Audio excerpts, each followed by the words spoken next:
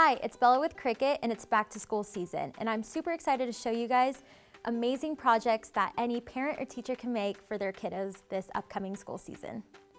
This first project is my favorite. You could create a bagged lunch for your kiddo by using cardstock and iron-on, and you could add a cute little message that they could read during midday or during lunch. Next up is back to school gear. You could create a customizable backpack by using fun little characters, or you could even ask your kid to draw a picture and then you could place it on the backpack. You could add their name or their school logo. Back to school season isn't just for kids, it's for parents and teachers too.